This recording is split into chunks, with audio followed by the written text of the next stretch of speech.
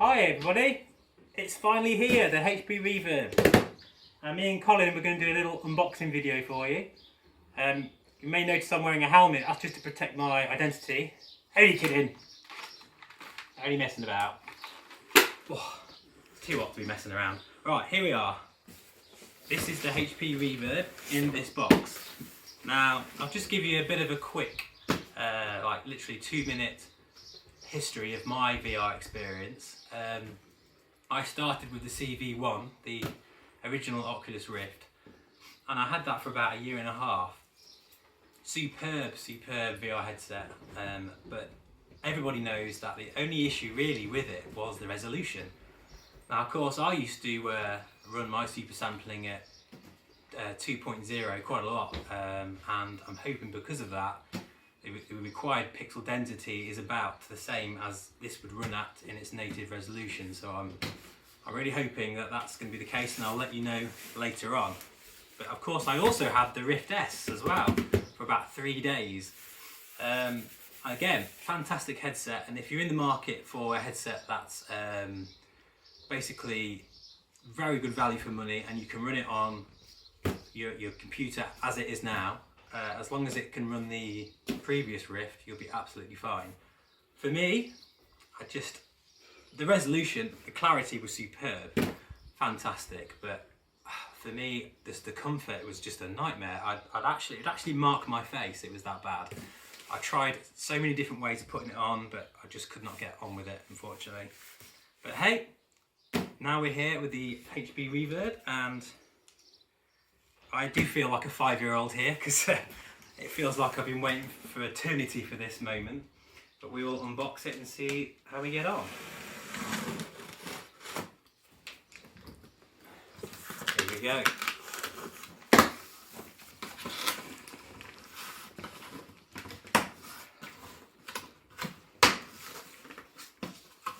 Fantastic, okay. So, first things first. Take these off. So this is it. This is the box it comes in. I'm not just going to go crazy and start reading everything on the box, because that's what people do, and I don't really think you really want to see that. I think you want to see what's inside the box, so I think we'll carry on and go straight to that. Okay, if you want to bring the camera down here, and we shall open it and reveal the HP Reverb Pro. Or maybe not. There's another box. Oh, hang on, here we go. Here it is. So in the box, as you open it up, we've got some stuff that probably no one ever really reads. Fantastic. That's actually very useful, a mini adapter. I won't need that, but that is useful, particularly if you've got a laptop. Very good. Oh, that new smell, you cannot beat that new smell. Now, because this is the Pro version, you have a really long extra sort of extended lead. Well, I think actually that's probably what you get in the consumer release, so that's what you'll probably get, but you'll also get this small little cable as well. But great stuff there. And then we have here the controllers. Now these are the contentious Windows mixed reality controllers. I've never actually seen these in person before, so we'll see how we get on with them. I'll just open one for you. Now for me, for flight simming, it's not going to be an issue really. All I would probably ever use is the right controller, because I have hardware, like just basically I use my yoke and my pedals, and even if I had to use my mouse, it wouldn't be the end of the world. So this is the product. They're actually bigger than I thought they were. And here they are. They feel alright to me. I don't see what the problem is, but we'll pick that up later on. And of course, for the grand finale, in here, oh nice, it's actually got a little cloth protector for it as well. I'm impressed, very nice. Got to say, the packaging is actually quite nice. This is it. And already, just by picking it up just then, I can just tell how light the thing is. Wow. Here we go. Finally to reveal it. Here we are. this bit here. Wow, here it is. Well, I'll tell you one thing straight away. It's a lot smaller than the Rift, the original Rift, and feels so light. I mean, look at that. Absolutely no bending at all when you hold it like that. And of course, this has got the face padding as well, the washable sort of liner. So shall I just try it on, do you think, the first time? Shall I do that? Sod it, let's do it. I'll tell you what, actually, one thing I was not expecting, the quality of this feels as good as the original Rift. I wasn't expecting it to be honest. Because I am a massive Oculus fan, I love Oculus, but I cannot, as much as I looked, the Rift S was fine, just that resolution, and it just wasn't enough for me, to be honest. Okay, here we go. You ready? God, wow. Actually, my head is far too big. I'm going to have to adjust this a bit more.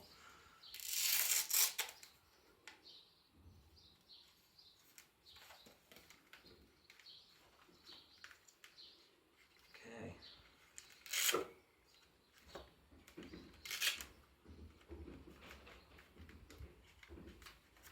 See, God, this is so light. It's really light. And that's exactly what you want when you've got it on your head for 3 or 4 hours at a time. And I really like this flat back as well, this kind of like circular back here. Because I noticed with the Rift S, when I used to sort of just lean back, that kind of ratchet system thing on the back, you can just feel it kind of digging in. It doesn't run flush with the back of your head. So this should be better for that. Here we go. Oh wow, okay. That feels absolutely fantastic. I'm not just saying that, honestly. This feels really, really comfortable straight away. And it's so light. Incredible. I don't feel like I've got something on my head, if that makes sense. There's no weight there at all. It just feels completely fine. Very nice. Okay, so my plan is I will use this, I'll do a little review, but it'll be solely, completely using X-Plane 11. I may do some DCS, maybe prepared stuff at some point, but this really is my impressions of VR in flight simulation, because there's plenty of reviews out there already, testing it in all manner of ways. Actually, I really like the front, it's like a kind of cloth material, and it's got a real sort of quality about it. Look at those. Should we undo the, take the flaps off the lenses there? Yeah. This is a very satisfying experience when you do that. Don't know if you can see that or not. Here we go. Oh, look at that. Revealing those 2160 by 2160 resolution panels. There we go. Okay, thank you very much. I'll get back to you soon.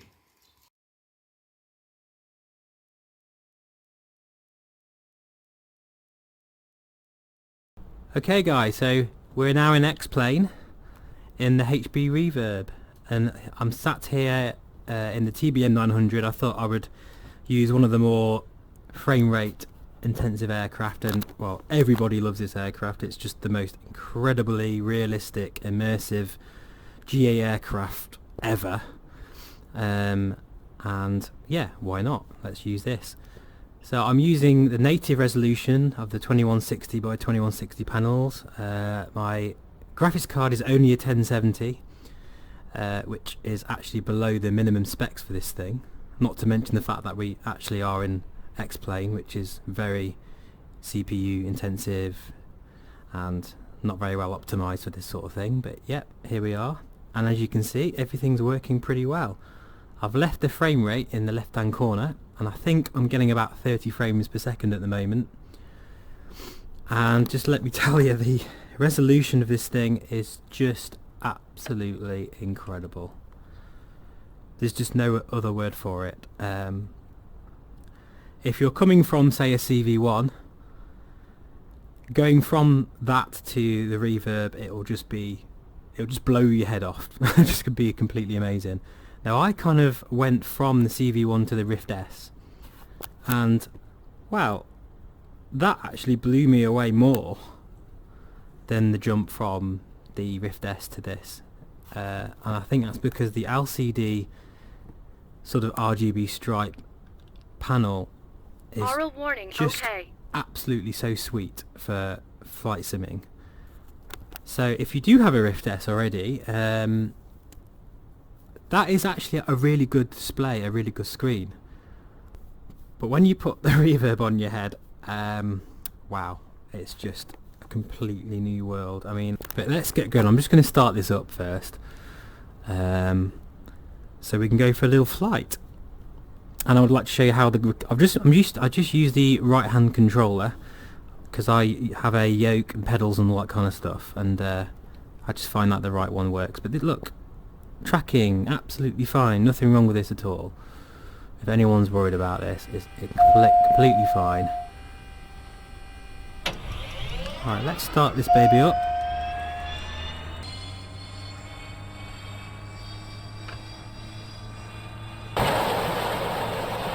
Okay, it's a bit loud because I've left the door open.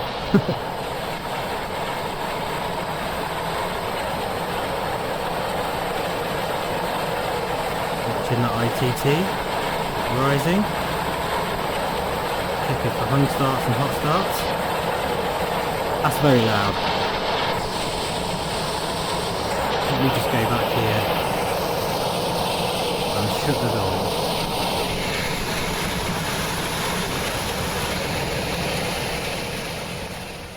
Oh, that's so much better. Sorry about that, guys. So this is just really smooth, really. I mean, I'll talk more as we go along. Okay, so that's on. Put the bleed air on. Air conditioning on. Put the pump on auto. We've already got the auto fuel and the AP trims on anyway from the flight I've just done before. Generator on. Leave strobes. Put taxi light on. That'll be fine. And then we'll go down here and put our pitot heat on. More dinging. And what we're going to do, I'd like to just fly basically from Edinburgh, because I don't want this video to be too long, but we'll go from Edinburgh to, let's see, maybe, should we go crazy and go to maybe Barton? I have the Orbex Barton scenery, which covers a lot of the Manchester area as well, and it is very CPU intensive. It's probably worse than London, so should we just go crazy and go there? That might be a good idea. So let's do that.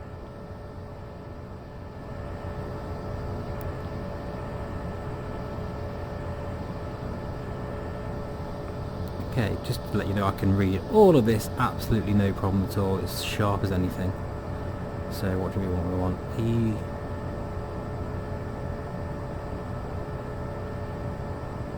EG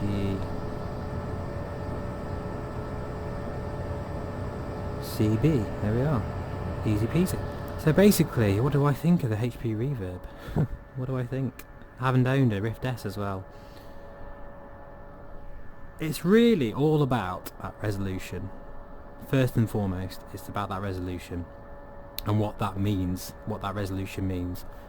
Now the Rift S, absolutely really good display, and if you put your super sampling to 1.5, that is a very nice sharp screen. But as I will probably reiterate a few times during this little sort of test, if you want the absolute best resolution that money can buy right now, oh, we've got some rain, and the rain effects in this aircraft are just so incredible. Look at that. Wow, love it. I'm just using the right controller here, but look, tracking is absolutely fine, especially for us flight simmers who generally spend most of our time sat down.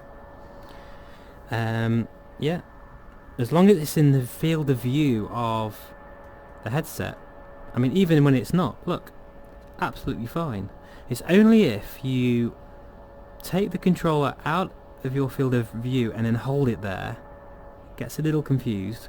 You see there, look, and then it pops back. But I don't really know many pilots that I can think of who fly with their hands flying around their head. Right, brakes off, we'll put our landing light on and our strobes on. Everything else is looking pretty good. I'm going to hang the controller just on my desk here like this, which you can do. I also like how you can actually switch these controllers off. And battery life is not as bad as what I was expecting. And people were saying 3 or 4 hours. Well, I was flying pretty much the whole day yesterday and the battery lasted the entire session, so no problem. Right, let's get takeoff power set. And just looking out of there with the rain effect on the windshield, with this resolution, it just does not get any better than this. By the way, I'm using Ultimate Weather XP, is it called? 2.5, which generally speaking I find is definitely the best weather add-on in terms of textures that is available at the moment. So I'm using this in conjunction with Active Sky XP, which I just use for every single flight. It's just the best. It's just fantastic. It really is. It's a simulation inside a simulation in my opinion. Beautiful. Okay, right. So let's get repositioned. Grab my controller,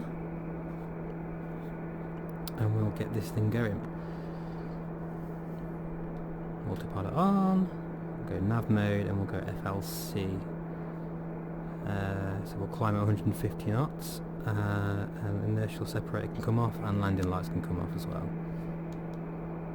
So this is just a really, really nice place to be now. The screen door effect, well, it just isn't there. I'm looking out, and particularly you'll notice the screen door effect when you're looking at a solid colour, and of course with flight simming, oh, careful, with flight simulation, it's often about those kind of colours, the sky colours and cloud colours. You're not always looking at vivid colours unless you're looking at a cockpit or looking outside at the terrain, but particularly this is the perfect actually scenario here where it's a bit misty, it's a little bit overcast. Well, it's not overcast actually, but it's just typical kind of UK weather where the visibility isn't great, and there's a lot of white kind of colouring, and I cannot see any pixels. I'm looking at that cloud now, looking at it, and it just looks fantastic. Probably between 25 and 30 frames per second in this scenario. This is kind of like a worst case scenario. A lot of other aircraft that I use, the Eclipse, the Challenger, the Aerobasks, the A62, Pipers, the Coronado Premier, all of those aircraft pretty much run at 45 frames per second now. This is the issue. Here's the bad parts of the Reverb, if there are any, but they are some. For me, the biggest difference and the biggest sort of almost deal breaker for some, and it nearly was for me as well, but I am getting used to it, is the way asynchronous time warp or the reprojection software works, or in some cases doesn't work. Like in the Rift S with the Oculus ASW, that is absolutely the best there is. It is superb. You can literally, with the OVR tool, you can go down to 22.5 frames per second and everything is fine and smooth, and I mean really smooth. Now with the Reverb, the ideal frame rate is that 45 frames per second, but I'm hoping, as you can see here, my frames are nowhere near that right now, and it's still fine for me. However, there are some issues with that. Flying straight and level like this, looking at the ground,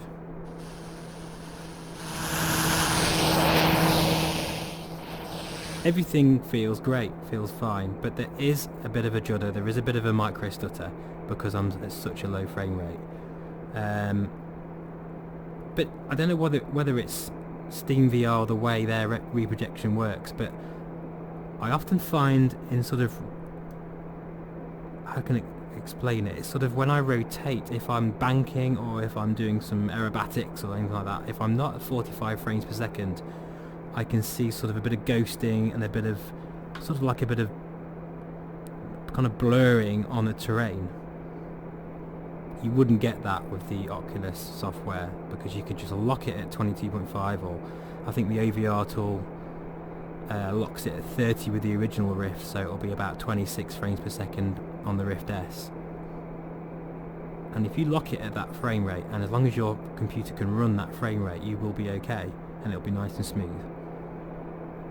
So that really is, for me, the only real issue.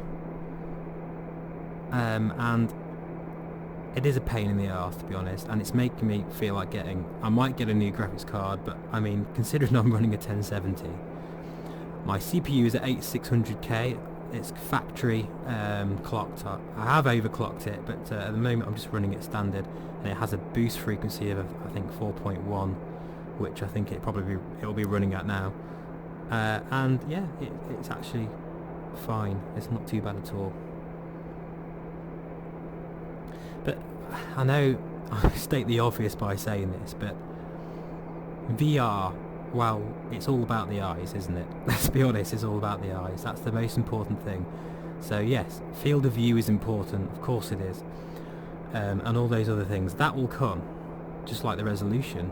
But first and foremost, it's all about what we are seeing in the headset. And for me, personally, that is the most important thing. Just look at these clouds.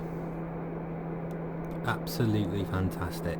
And now they just feel so incredible when you go through them and when you look at them. Comparing the black levels of the Rift S to the black levels of the Reverb is far superior. And I say the controllers, they're nowhere near as bad as I thought they would be. Absolutely fine. This kind of, you can see that there's like a little touch pad.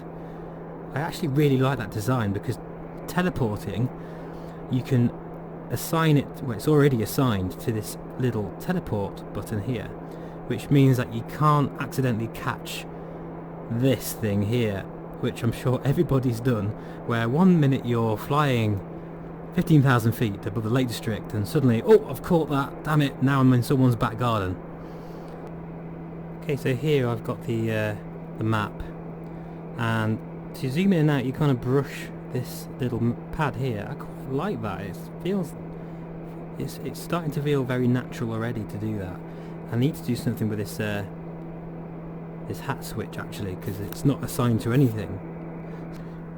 Okay, the weather is not great, and as you can see our frame rate is pretty awful now. We're at 22 frames. But I'm still not having a terrible time. I really wanted to show the worst case kind of scenario in terms of frame rate for me. Usually I'm getting about 45 frames per second, 35. But here I'm recording, I've got the TBM 900, everything maxed, really heavy weather, and now we have rain effects as well. I'm really taxing the system as much as possible. Now, Barton does not have an iOS or anything like that, so I'm not quite sure how we're going to do this. We might have to scud run in a little bit. Now remember, this is Manchester, Orbex Manchester, and right on cue there. We're really putting my computer through it now. We really are. But here I am, still doing it, not a problem. It's not too bad. One thing I'm very impressed with, the motion of turning my head is absolutely fine. Generally, it's more sort of the outside sort of movement of the terrain that suffers. Now Barton, it's quite hard to spot, but it is down there. I think we might have just gone right over it actually. I'll just circle around. Oh, there it is, yeah, here we are. So we might land on runway 02, I think.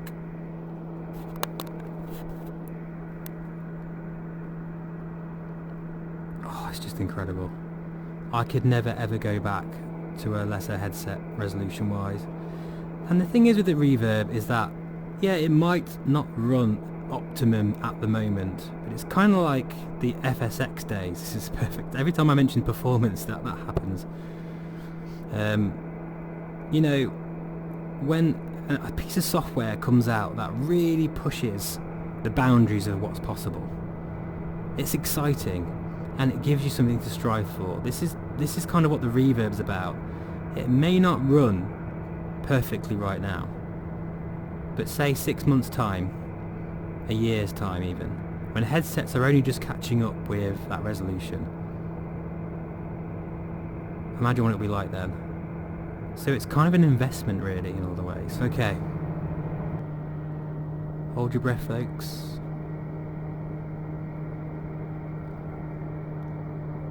We're coming in. That is such a short runway. And we're very high as well.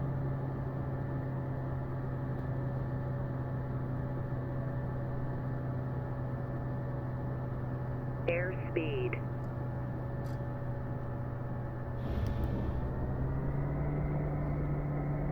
Reverses.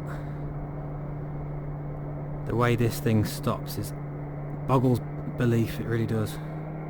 And check out these rain effects when we go back out of beta. Look at that. Amazing. And I think my longest VR session so far on the Reverb is about 2.5 hours now, and just my eyes feel so relaxed in it. There's no straining, no problem. But actually, talking of that particular about your eyes, IPD, you need to make sure your IPD is in the optimum range.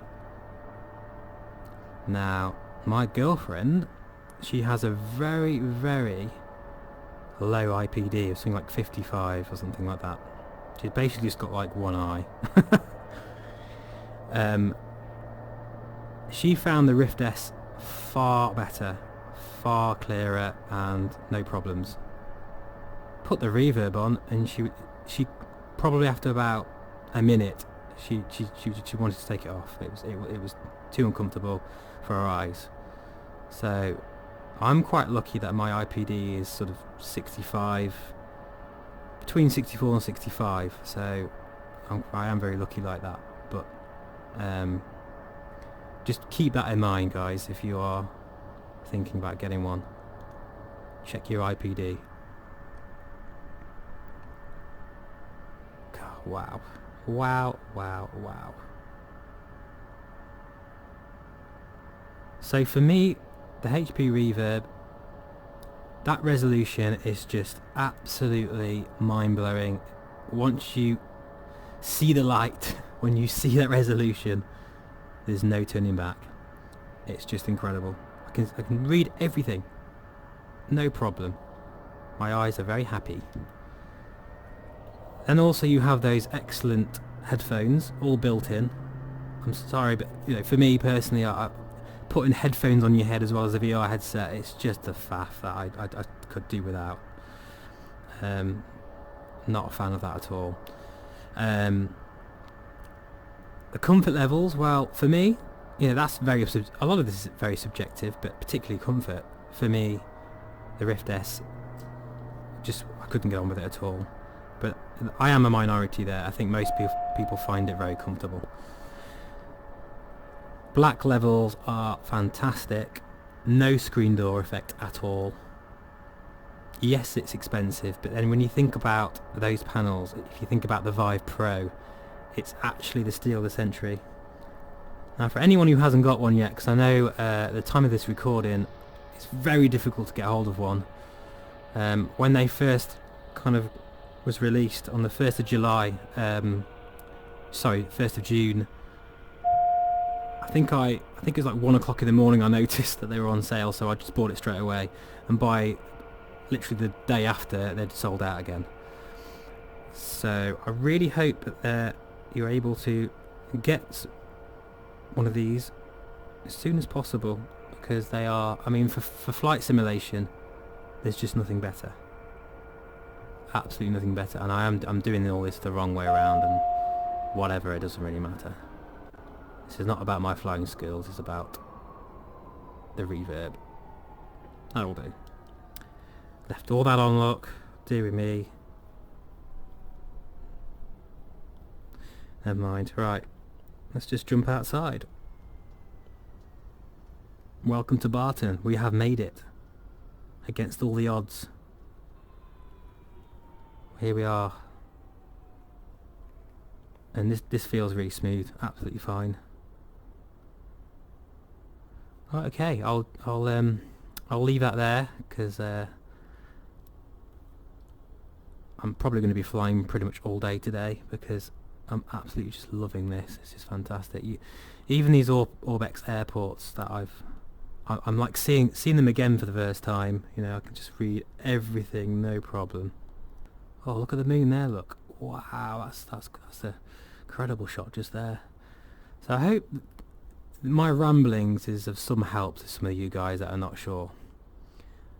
But I wholeheartedly recommend the Rift S to anybody who doesn't have an issue with the comfort and is wondering and worried about performance. But I haven't done anything to my computer at all since using the CV1. And look, as you can see here, I am flying with crazy weather and amazing graphics and just, you know, perfectly fine. So, but I probably will be getting a new graphics card at some point. Okay guys, anyway, before this video becomes an entire day, I'm going to go to the cafe and get a coffee and sit outside. Why would you sit outside? It's raining, guys, come on. Cheerio.